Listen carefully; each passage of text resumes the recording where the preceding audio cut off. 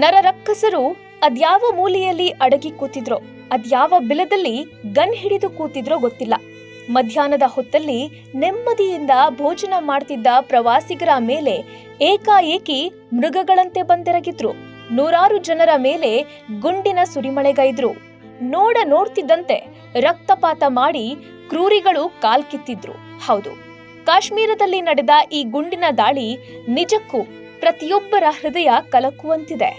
ರಕ್ತ ಪಿಪಾಸುಗಳ ದಾಳಿಗೆ ಬಲಿಯಾದವರ ಸಂಬಂಧಿಕರ ನೋವು ಒಂದ್ ಕಡೆಯಾದ್ರೆ, ಅಲ್ಲಿ ಬದುಕುಳಿದವರ ನೋವು ವಿವರಿಸಲಾಗದ ಕಣ್ಣೀರ ಕಥೆಯಂತಿದೆ.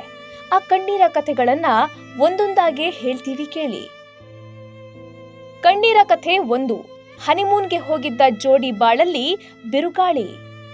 ನೋಡಿ, ಇದನ್ನ ದುರಂತ ಅನ್ಬೇಕು, ವಿಧಿಯ ಅಟ್ಟಹಾಸ ಅನ್ಬೇಕು ಗೊತ್ತಾಗ್ತಿಲ್ಲ. ಹನಿಮೂನ್ಗೆ ಕಾಶ್ಮೀರಕ್ಕೆ ತೆರಳಿದ್ದ ನವ ಜೋಡಿಯ ಬಾಳಲ್ಲಿ ಬಿರುಗಾಳಿ ಎದ್ದಿದೆ. ಉತ್ತರ ಪ್ರದೇಶದ ಕಾನ್ಪುರದ ಶುಭಂ ದ್ವಿವೇದಿ ಇದೇ ಫೆಬ್ರವರಿ 12ರಂದು ಮದುವೆ ಆಗಿದ್ರು. 3 ದಿನದ ಹಿಂದೆ ಹನಿಮೂನ್ಗೆ ಅಂತ ಪತ್ನಿಯೊಂದಿಗೆ ತೆರಳಿದ್ರು.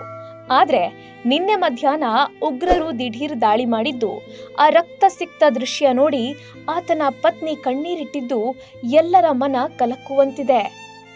ಕಣ್ಣೀರ ಕಥೆ 2. ಹೊಸದಾಗಿ ಮದುವೆಯಾಗಿದ್ದ ನೌಕಾಪಡೆ ಅಧಿಕಾರಿ ಸಾವು. ಇದು ಇನ್ನೊಂದು ಕಣ್ಣೀರ ಕಥೆ. ಇತ್ತೀಚೆಗಷ್ಟೇ ಮದುವೆಯಾಗಿ ಪತ್ನಿ ಜೊತೆ ಕಾಶ್ಮೀರಕ್ಕೆ ಹೋಗಿದ್ದ ನೇವಿ ಅಧಿಕಾರಿಯು ದುರಂತ ಅಂತ್ಯ ಕಂಡಿದ್ದಾರೆ.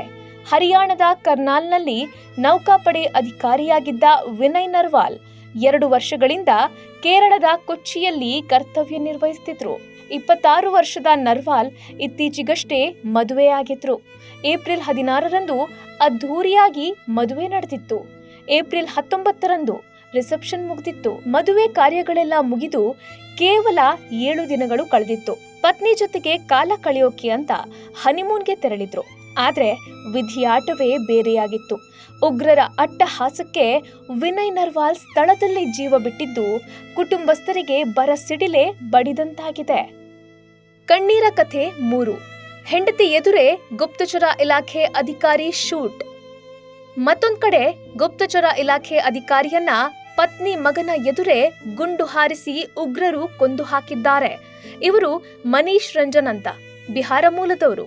ಹೈದರಾಬಾದ್ನಲ್ಲಿ ಸಚಿವಾಲಯದ ಗುಪ್ತದಳದಲ್ಲಿ ಅಧಿಕಾರಿಯಾಗಿ ಸೇವೆ ಸಲ್ಲಿಸುತ್ತಿದ್ರು. ಇದರ ಮಧ್ಯೆ ರಜೆ ಮೇಲೆ ಪತ್ನಿ ಮಕ್ಕಳ ಜೊತೆ ಕಾಶ್ಮೀರಕ್ಕೆ ಹೋಗಿದ್ರು. ಆದ್ರೆ ಉಗ್ರರು ಪತ್ನಿ ಮಕ್ಕಳ ಕಣ್ಣೆದುರಲ್ಲೇ ಮನೀಶ್ ರಂಜನ್ ಮೇಲೆ ಗುಂಡಿನ ಸುರಿಮಳೆ ಗೈದಿದ್ದಾರೆ. ಕಣ್ಣೀರ ಕಥೆ 4. ಪತ್ನಿ ಮಗನ ಕಣ್ಣೆದುರೇ ಉದ್ಯಮಿಗೆ ಗುಂಡಿಟ್ರು. ಮತ್ತೊಂದೆಡೆ ಶಿವಮೊಗ್ಗದ ರಿಯಲ್ ಎಸ್ಟೇಟ್ ಉದ್ಯಮಿ ಮಂಜುನಾಥ್ ರಾವ್ ಕಥೆಯು ಒಂದು ಕಣ್ಣೀರಿನ ಕಥೆಯಾಗಿದೆ. ಮಂಜುನಾಥ್ ಹಾಗೂ ಪಲ್ಲವಿ ದಂಪತಿ ಶಿವಮೊಗ್ಗದಲ್ಲಿ ವಾಸವಿದ್ರು. ಶಿವಮೊಗ್ಗದಲ್ಲಿ ಹಲವು ವರ್ಷಗಳಿಂದ ರಿಯಲ್ ಎಸ್ಟೇಟ್ ವಲಯದಲ್ಲಿ ಮಂಜುನಾಥ್ ರಾವ್ ಕೆಲಸ ಮಾಡ್ತಿದ್ರು. ಮಗನ ಶಾಲೆ ರಜೆ ಕೂಡ ಇದ್ದಿದ್ರಿಂದ ಕಾಶ್ಮೀರಕ್ಕೆ ಪ್ರವಾಸಕ್ಕೆ ಹೋಗಿದ್ರು. 1 ವಾರ ಕಾಶ್ಮೀರಕ್ಕೆ ಹೋಗಿ ರಿಲ್ಯಾಕ್ಸ್ ಮಾಡಿ ಬರೋಣ ಅಂತ ಹೋಗಿದ್ರು. ನಿನ್ನೆ ಕಾಶ್ಮೀರದ ಪಹಲ್ಗಾವ್ನಲ್ಲಿನ ರೆಸಾರ್ಟ್ನಲ್ಲಿದ್ರು. ಅಲ್ಲಿ ಊಟ ಮಾಡುವ ವೇಳೆ ಉಗ್ರರು ಕ್ರೌರ್ಯ ಮೆರೆದಿದ್ದಾರೆ. ಮಂಜುನಾಥ್ ರಾವ್ ಹೆಸರು ಕೇಳಿ ಉಗ್ರರು ಗುಂಡಿನ ದಾಳಿ ನಡೆಸಿದ್ದು, ಈ ಭಯಂಕರ ದೃಶ್ಯ ಪತ್ನಿ ಪಲ್ಲವಿ ಹಾಗೂ ಮಗನ ಹೃದಯವನ್ನ ಛಿದ್ರವಾಗಿಸಿದೆ. ಕಣ್ಣೀರ ಕಥೆ 5. ಇಂದು ವಾಪಸ್ ಆಗ್ಬೇಕು ಅನ್ನೋವಷ್ಟರಲ್ಲೇ ಸಾವು. ಮತ್ತೊಂದ್ ಕಡೆ ಕರ್ನಾಟಕದ ಭರತ್ ಭೂಷಣ್ ಕಾಶ್ಮೀರದಿಂದ ಇಂದು ವಾಪಸ್ ಆಗ್ಬೇಕಿತ್ತು. ಅಷ್ಟರಲ್ಲೇ ನರರಕ್ಕಸರ ಗುಂಡಿನ ದಾಳಿಗೆ ಎದೆಯೊಡ್ಡಿದ್ದಾರೆ. ಇಷ್ಟಕ್ಕೂ ಉಗ್ರರ ದಾಳಿಯಲ್ಲಿ ಮೃತಪಟ್ಟ ಭರತ್ ಹಾವೇರಿ ಮೂಲದವರು. ಬೆಂಗಳೂರಿನ ಮತ್ತಿಕೆರೆಯಲ್ಲಿ ವಾಸವಿದ್ರು. ಭರತ್ ಭೂಷಣ್ ರಾಣೆಬೆನ್ನೂರು ಶಾಸಕ ಪ್ರಕಾಶ್ ಕೋಳಿವಾಡರ ಸಂಬಂಧಿ ಅಂತ ಕೂಡ ಹೇಳಲಾಗ್ತಿದೆ. 3 ದಿನಗಳ ಹಿಂದೆ ಕಾಶ್ಮೀರ ಪ್ರವಾಸಕ್ಕೆಂದು ಪತ್ನಿ ಸುಜಾತ ಹಾಗೂ ಮಗನ ಜೊತೆ ತೆರಳಿದ್ರು. ಈಗ ದುರಂತ ನಡೆದಿದೆ. ಇದಿಷ್ಟೇ ಅಲ್ಲ, ಉಗ್ರರ ದಾಳಿಯಲ್ಲಿ ಮೃತಪಟ್ಟ 27 ಜನರದ್ದು ಒಂದೊಂದು ಕಣ್ಣೀರ ಕಥೆ ಇದೆ. ಪ್ರತಿಯೊಬ್ಬರ ಮನಮೆಡಿಯುವ ನೋವಿನ ಕಥೆ ಇದೆ. ಈ ಸುದ್ದಿ ಕೇಳಿ ಜನರ ಹೃದಯವಂತೂ ಒಡೆದು ಚೂರು ಚೂರಾದಂತಾಗಿದೆ. ರಾಕ್ಷಸರ ಹುಟ್ಟಡಗಿಸುವಷ್ಟು ಆಕ್ರೋಶ ವ್ಯಕ್ತವಾಗಿರೋದು ಸುಳ್ಳಲ್ಲ. Bureau report, boss TV Kannada. Latest ಹಾಗೂ ಇಂಟ್ರೆಸ್ಟಿಂಗ್ ಸುದ್ದಿಗಳಿಗಾಗಿ ಬಾಸ್ ಟಿವಿ ಕನ್ನಡ ಚಾನೆಲ್ನ ಸಬ್ಸ್ಕ್ರೈಬ್ ಮಾಡಿ. ಹಾಗೆಯೇ ಬೆಲ್ ಐಕಾನ್ ಪ್ರೆಸ್ ಮಾಡಿ. ಇದರ ಜೊತೆಗೆ ಫೇಸ್ಬುಕ್, ಇನ್ಸ್ಟಾಗ್ರಾಮ್, ಎಕ್ಸ್ನಲ್ಲೂ ಮಿಸ್ ಮಾಡದೆ ಫಾಲೋ ಮಾಡಿ.